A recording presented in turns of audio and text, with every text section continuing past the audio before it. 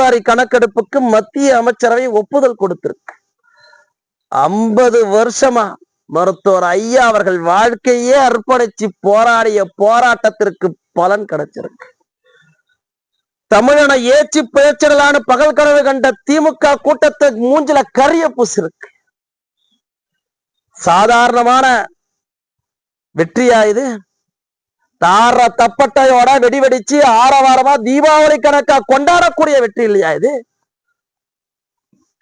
இன்னைக்கு நேத்தியா என் மக்களுக்கு பள்ளிக்கூட வாசனையே இல்லாம இருந்த போது, விழிப்புணர்வே இல்லாம இருந்த காலத்தையும் மிதிவண்டியை மிதிச்சு ஒவ்வொரு ஊரா போய் ஒருங்கிணைச்சு படிச்சாதான்டா நீ முன்னேறலாம், நீ வேலைக்கு போனாதான்டா முன்னேறலாம், நீ அதிகாரத்துல உட்காரணும்டான்னு அவனோட தட்டி எழுப்பி தமிழீழ போராளி மருத்துவர் ஐயா அவர்கள் அரை நூற்றாண்டு காலமா போராடிய போராட்டத்தின் பலன் இன்னைக்கு நாடே அனுபவிக்க போக.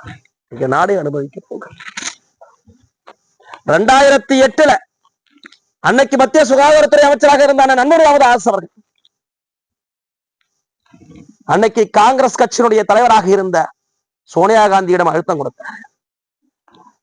அன்னைய உள்துறை அமைச்சரை சந்தித்து மிகவும் பிற்படுத்தப்பட்ட நாடாளுமன்ற உறுப்பினர்கள் எல்லாம் ஒன்று திரட்டி, நாடு முழுவதும் இருக்கக்கூடிய நாடாளுமன்ற உறுப்பினர்கள் எல்லாம் ஒன்று திரட்டி 2011 நடக்க இருக்கக்கூடிய மக்கள் தொகை கணக்கெடுப்ப சாதிவாரி கணக்கெடுப்பா நடத்தணும்னு அழுத்தம் கொடுத்தாரு. நான் காங்கிரஸ் கட்சி செய்யல. 2009 தொப்புள் கொடி தமிழ் உறவுகளை கொன்று குவித்த காங்கிரஸ் கட்சியோடு கூட்டணி கிடையாது என்று பாமக வெளியேறிச்சு.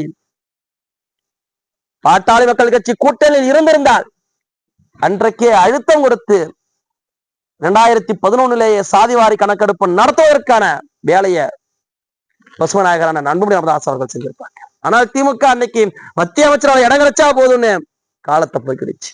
அடுத்து 2021 சாதிவாரி கணக்கெடுப்பு மக்கள் தொகை கணக்கெடுப்பு நடத்தணும், அதோடு சாதிவாரி கணக்கெடுப்பு நடத்தணும்னு பாட்டாளி மக்கள் கட்சி தொடர் அழுத்தம் கொடுத்துச்சு. இது சம்பந்தமா தமிழ்நாட்டில் இந்த எந்த நாடாளுமன்ற உறுப்பினரும் நாடாளுமன்றத்துல கேள்வி கேட்கலங்க. ஆனா அன்புமணி ராமதாஸ் அவர் மட்டும் ஆனா தொடர்ச்சியாக பலமுறை பாராளுமன்றத்துல 2021 கொரோனாவை காரணம் காட்டி சாதிவாரி கணக்கெடுப்பு நடத்தல. அடுத்து நடத்த இருக்கக்கூடிய மக்கள் தொகை கணக்கெடுப்போடு சாதிவாரி கணக்கெடுப்பை கட்டாயமாக நடத்தப்பட வேண்டும் என்று வலியுறுத்தினார். அவருடைய முழக்கத்திற்கான பதில் இன்னைக்கு மத்திய அரசு அறிவிச்சிருக்கு, மத்திய அமைச்சரவை ஒப்புதல் கொடுத்திருக்கு.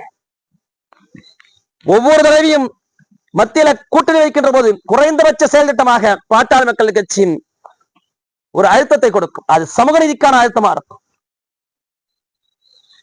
மற்ற மாநிலங்கள் எல்லாம் சாதிவாரி கணக்கெடுப்பு நடத்துற போதும் கூட திமுக வேடிக்கை தான் பார்த்துச்சு.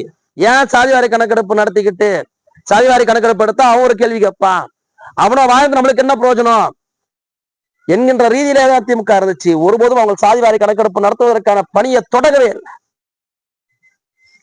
7-8 மாநிலங்கள்ல சாதிவாரி கணக்கெடுப்பு பணிகள் தொடங்கிய போதும் கள்ளமௌனம் சாதித்தது திமுக.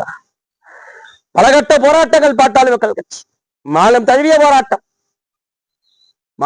போராட்டங்கள், சட்ட போராட்டங்கள் எத்தனை நடத்தியும் எத்தனைக்கு எத்தனை திமுக அதையெல்லாம் செய்ய தயாராகவே இல்லை.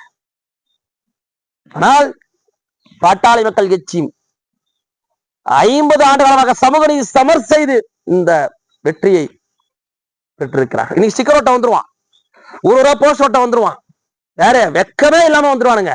நாங்க தான் காரணம். யாரே இந்த தமிழெல்லாம் செத்து ஒழியணும்னு நினைச்ச கூட்டம் வந்துடும்.